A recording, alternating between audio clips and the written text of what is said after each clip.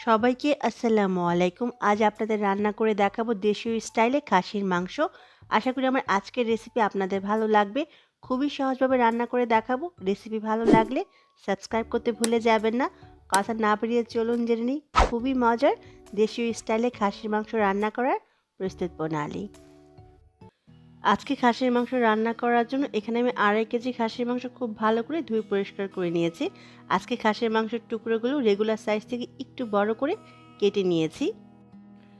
কিছু কিছু খাসির মাংসে এক্সট্রা একটা গন্ধ হয়, সেই মাংসের জন্য আপনি পর্যাপ্ত পরিমাণ পানিতে সামান্য একটু ভিনেগার আর লবণ দিয়ে ভিজিয়ে রাখবেন 15 থেকে 20 মিনিট।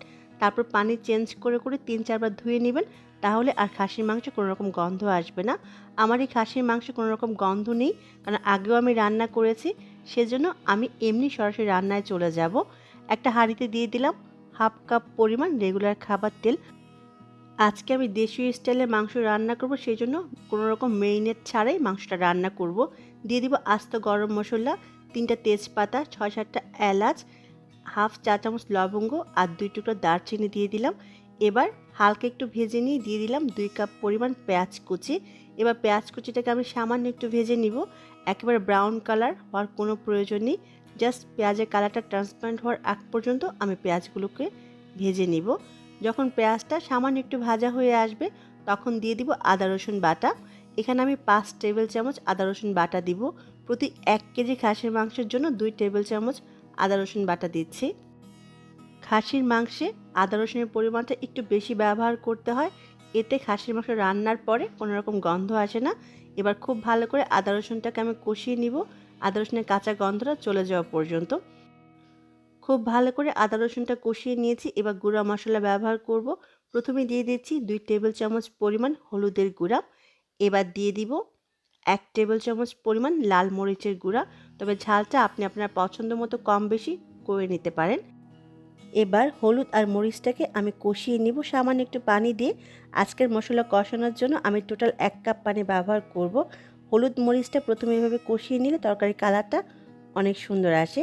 হলুদ আর মরিচটা কষানো হয়ে গেছে। এবার দিয়ে দিব 1 টেবিল চামচ ধনে গুঁড়া, 1 টেবিল চামচ জিরার গুঁড়া, দিয়ে দিব স্বাদ অনুযায়ী লবণ।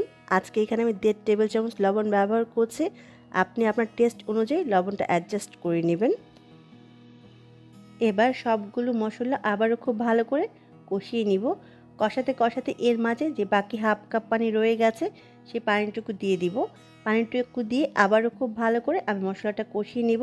মশলাটা কষাতে কষাতে যে পানিটুকু দিয়েছি, এই পানিটুকু শুকিয়ে তেলটা উপরে ভেসে আসার আগ পর্যন্ত। মশলাটা কষাতে কষাতে এর মাঝে আমি দিয়ে দিব একটা পাকা টমেটো। পাকা টমেটোটা কিউব করে দিচ্ছি। এই টমেটো দেওয়ার জন্য তরকারির কালারটা অনেক সুন্দর আসবে, টেস্টও অনেক ভালো আসবে। তবে আপনার হাতের কাছে যদি পাকা টমেটো না থাকে, সেক্ষেত্রে আপনি টমেটোটা স্কিপ করতে পারেন। খুব ভালো করে মশলাটাকে আমি কষিয়ে নিব। খুব ভালো করে মশলাটা কষানো হয়ে গেছে। এবার এর মাঝে আমি খাসির মাংসগুলো দিয়ে দিব। একটা কথা মনে রাখবেন, মশলা যত ভালো করে কষাবেন, তরকারির টেস্ট কিন্তু তত ভালো আসবে। খুব ভালো করে আমি মশলার সাথে মাংসগুলো মিশিয়ে নিব। খুব ভালো করে মিশানো হয়ে গেলে আমি ঢেকে দিব 10 মিনিটের জন্য, চলে আসা মাঝারি করে। এর মাঝে অবশ্যই 2 একবার নেড়ে দিতে হবে, তা না হলে কিন্তু নিচে লেগে যাবে। ফিরে এলাম 10 মিনিট পরে। এই 10 মিনিটে দেখুন খাসির মাংস থেকে অনেকখানি পানি বের হয়েছে। এই পানিতে কিন্তু খাসির মাংসটা খুব ভালো করে কষিয়ে নিতে হবে। আমি কিন্তু এর মাঝে 2 একবার নেড়ে দিয়েছিলাম যাতে নিচে লেগে না যায়। খুব ভালো করে নেড়ে মিশিয়ে নিব এবং চুলা আঁচটা মাঝারি করে আমি খাসির মাংসগুলোকে রান্না করব এই পানিটা শুকিয়ে তেলটা উপরে ভেসে আসার আগ পর্যন্ত। খাসির মাংসগুলোকে খুব ভালো করে আমি রান্না করে নিয়েছি।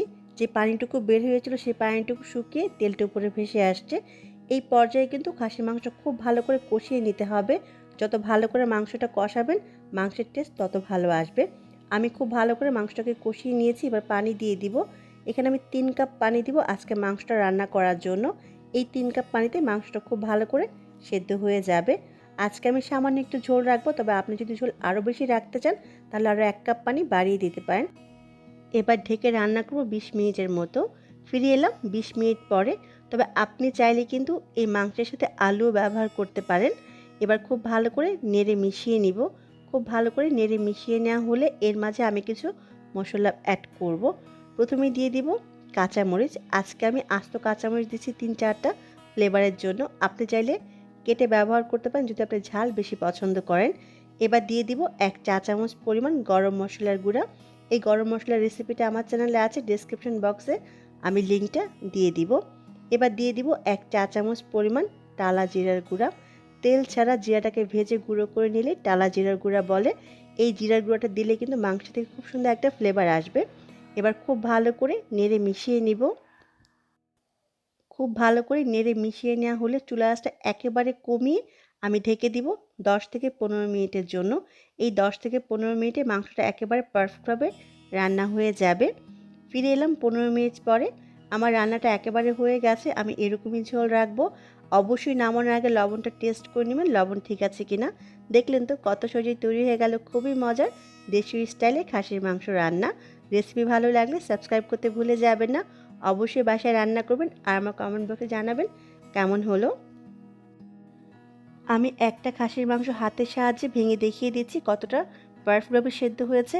দেখে নিশ্চয়ই বুঝতে পেরেছেন কতটা পারফেক্ট হয়েছে আমার আজকের খাসির মাংস। আশা করি আপনাদের ভালো লেগেছে আমার আজকের রেসিপি। সবাই অনেক ভালো থাকবেন, আমার জন্য দোয়া করবেন। আবারও দেখা হবে সহজ এবং মজার কোনো রেসিপি নিয়ে। ততক্ষণ পর্যন্ত আল্লাহ হাফেজ।